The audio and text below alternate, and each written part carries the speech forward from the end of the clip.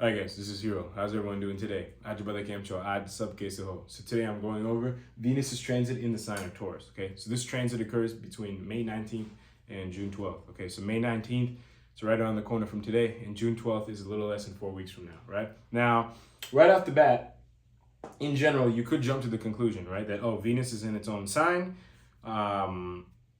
Venus is a material benefic, probably one of the most benefic planets, right? So this is all great, right? And you might even think, oh, it's conjunct Jupiter and all this stuff. Well, you got to look at everything, right? And this is not me trying to provoke fear or anything, but some of these are important, right? Some of these are a little less important, but like some of them, for example, how it's closely conjunct the sun the whole time, that's really, really important, right? So I kind of wrote down all the stuff in order, okay? So, right, in general, we know that Venus is in Taurus. But we also have to consider the fact that it's conjunct the sun, right? The sun is the identity or the ego, right? Representative of astrology, right? And if you notice, from an astrological or astronomical standpoint, Mercury and Venus never get too far from the sun, right? From an astrological standpoint, why? The reason why is because the sun represents the ego or identity. You can say two extensions of it is what Venus and Mercury represent, right? Which Venus represents your enjoyment and Mercury represents your rational intelligence. So those two are never going too far from the ego, right? They kind of almost stem from the ego, okay? So when they are with the sun, they are almost, I'm not going to say they're under control of the sun, but there's a natural alignment that they have where you could almost say Venus is kind of like submissive to the sun, right? That's not the right word, but maybe you guys will get what I'm really trying to say throughout this video. Okay, so, and it's really close to the sun. It's not like, it's like within 5 degrees of the sun the whole time. Okay, so like sun's already in Taurus, right? In the few first degrees, Venus is going to enter, and towards the end of this transit, Venus will like just cross sun, so it's kind of getting closer and closer to it the whole time. And then at the end, close to the end, it'll kind of cross sun and then move out just a little bit before the sun, but it'll still be within 5 degrees when it moves out of Taurus, right? So, right, so that's a factor that we need to consider that I'll explain in a second. The next thing is that it's conjunct Taurus, okay? Conjunct Jupiter, okay? So Jupiter is a consciousness and all this kind of stuff, right? That's great. Now, if Venus was just conjunct Jupiter, we could look at it differently, but because the sun's here, it's a completely different thing, okay? And yeah, we also, these are, I'm not gonna say minor, but less important than these two in my opinion, right? These are direct conjunctions. These are just aspects, right? Which they have their place, but from a superficial standpoint, I think the conjunctions are going to be a little bit more stronger, okay? So you have Ketu's aspect on Venus, right? Ketu is the 9th aspect, and you have Mars's 8th aspect on Libra, right? Which I'll explain in a second also. So moving up to this, combination right here, right? So you have Venus, Sun, and Jupiter. Pretend this is the Earth, right? And you have 12 segments of all the signs, right? Pretend this is a Taurus segment. Pretend there's like a constellation of Taurus right here that I drew, okay? So here you have the Earth, and here you have Venus and Sun, right? So when you look out, you have Venus and Sun, right? Venus could be on the opposite side of the sun, right? But you have Venus and Sun, and then if you have these two in the same, sign as one of the outer planets, the outer planet is always going to go, it's always going to be the farther away one, right? So you have Venus / Sun over here, and then you have Jupiter. Now, this actually also not only hopefully will showcase, this combination, but how combustion always plays into effect, right? Because the sun plays a completely different role when it's with another sign, okay? And I think you'll see why here. So you have your little Venus and you have your little Jupiter, right? This is all I guess you could say astronomical or astrological. Then you have the sun, right? It's super big, beaming, everything, right? So it's kind of almost overshadowing this, right?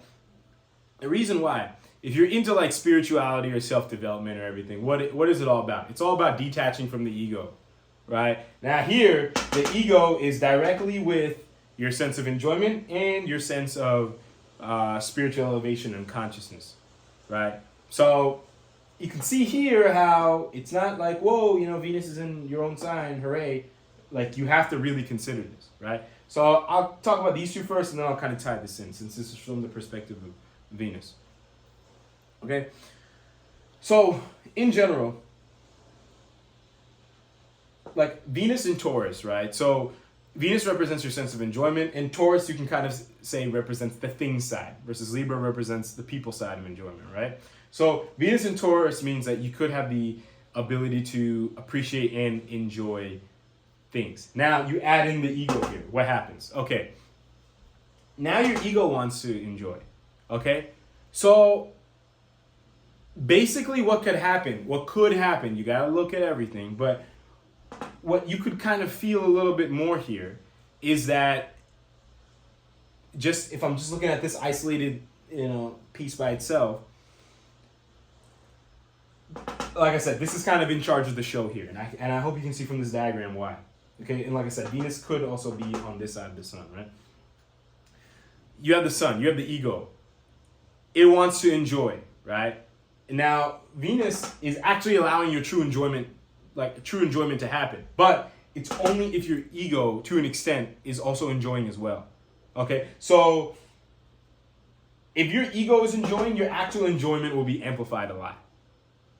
Okay, now what you want to do about that, I'll get into that in a second as soon as I explain everything. But just keep that in mind, right?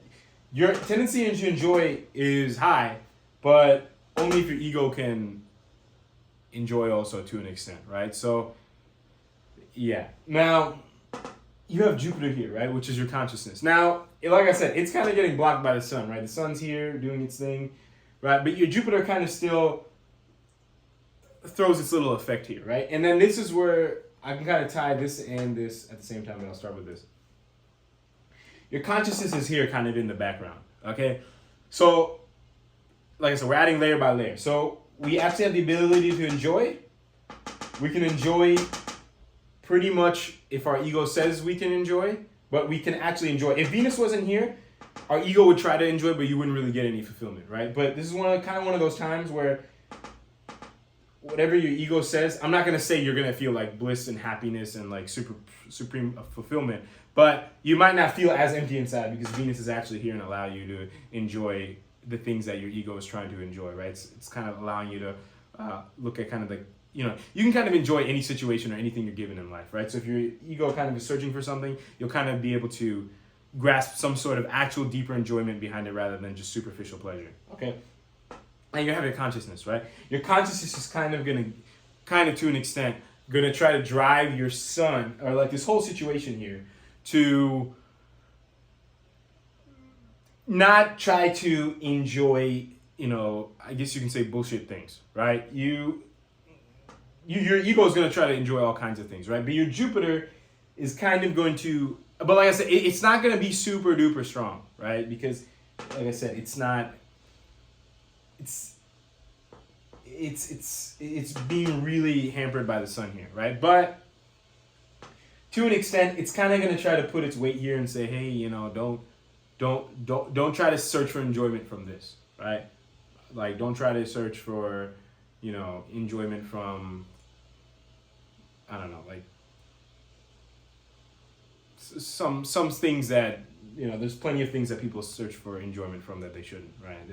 They'll kind of try to steer you away from that, right? And you have Ketu's aspect on Venus, right? So Ketu's in Virgo, and it's throwing the aspect here on Taurus. Now, both Jupiter and Ketu aspect each other, okay?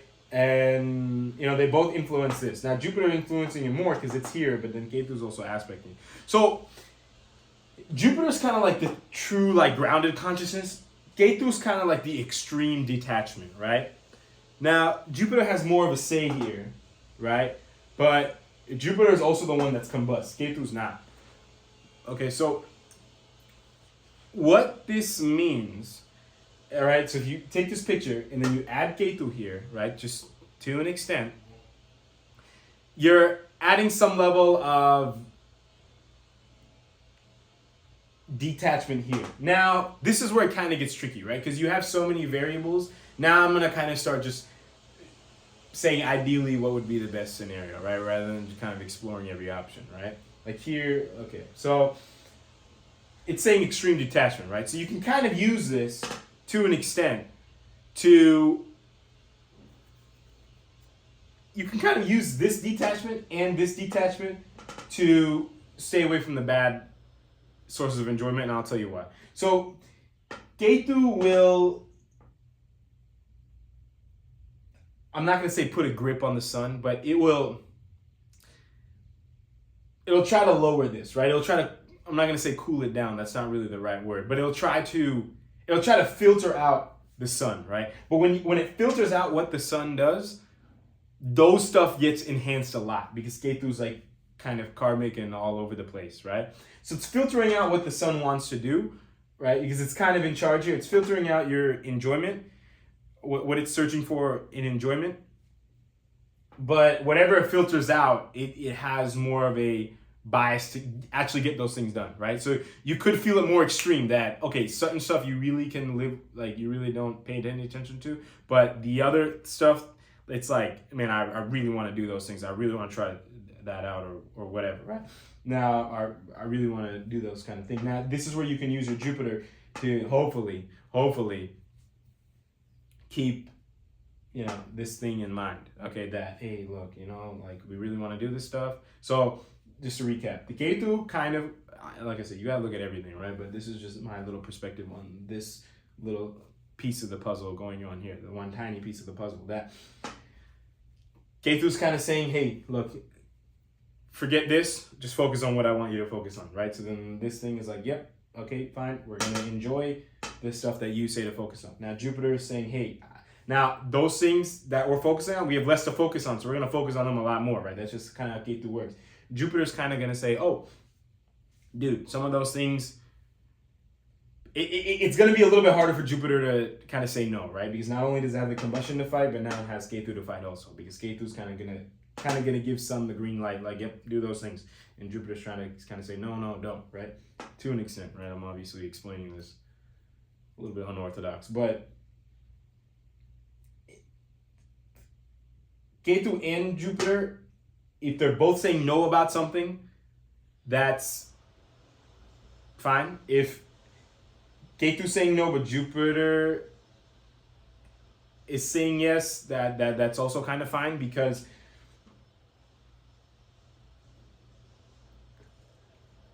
I'll get into that in a second. If they're both saying yes, that's also fine, right? Because they're both kind of feeding to it. Now, if one's saying no and one's saying yes, the hardest situation is if this is saying yes and this is saying no for some stuff, right? Because it's like the karma's really, and the egos, the ego and the karma are almost on the same. I'm not going to say this is the karma, but like the ego and the node, I guess you can say, are kind of on the same side, right? So your consciousness, which is already hampered, and Jupiter doesn't do that amazing in Taurus, right? It doesn't do that amazing in Earth signs in general, which is why it gets debilitated in Capricorn.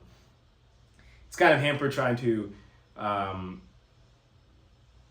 fight this off, right? Now, there's going to be some situations, obviously, and these ones you also kind of want to go for, is if Ketu's saying no and Jupiter's saying yes, right? Now, how can we kind of fight this uphill battle here with our friend Venus, right? So we have the ability to enjoy whatever the ego enjoys, right? Now, however, our enjoyment is limited, right? So if we constantly put our enjoyment, like, let's just say I have 10 different types of foods that I want to eat, right? If I overstuff myself on one, I can't enjoy the other 9 that good. But if I kind of proportionate them evenly, that's fine. If 5 of them are better for me than the other 5, I kind of want to, maybe eat those first before I eat the other 5. You get what I'm saying here? The stuff that you should do, try to enjoy those as much as possible, because you will actually not really crave the enjoyment of the other things. Because Venus here will say, hey, look, we're going to try to find enjoyment in everything.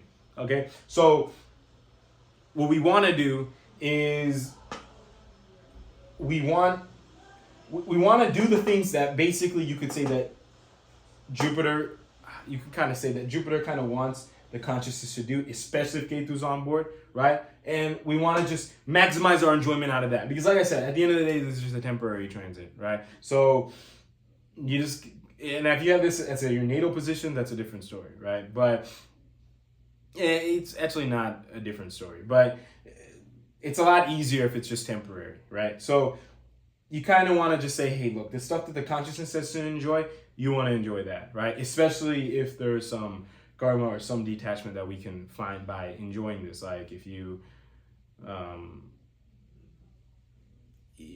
for example, like find enjoyment in, I don't know, eating like a certain type of diet, and you lose weight, and then that somehow is fulfilling some kind of karma. I don't know, right? But I think you guys get the point of what I'm trying to say, right?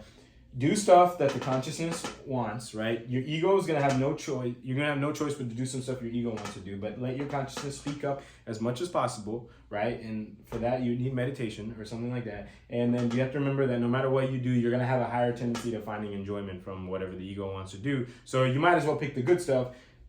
Just find enjoyment off of that, and don't really worry about the bad stuff as much, okay? Because there's probably really no long-term benefit in doing those things. And so that's pretty much it for this video. One small thing, Mars does throw an aspect on Libra. Okay, now Mars is in Pisces with Rahu, so it's a little bit hampered, and it throws an 8th aspect. That's not necessarily its most favorite thing, right? Now, luckily, it's just one aspect, but at the end of the day, Libra is Venus's main sign. Now, Libra has to do with your enjoyment with people, right? So that's basically, without going any more longer, because I think this video is already long enough, you could feel some slight thing about like some sort of frustration with people, okay? At the end of the day, it's fine, right? There's things that you can enjoy without people, right? But if you are getting frustrated with people, or let's just say there's certain things that you enjoy, but you have to do them with people or whatever, or yeah, stuff like that, just remember that your Mars is here in the background, kind of amplifying all the problems that you could have with somebody else, or how annoyed you could get with somebody else, okay? So that's it for this video. If you have any questions or comments, you can feel free to let me know. And until next time, I will talk to everyone later. Thank you all very, very much for watching.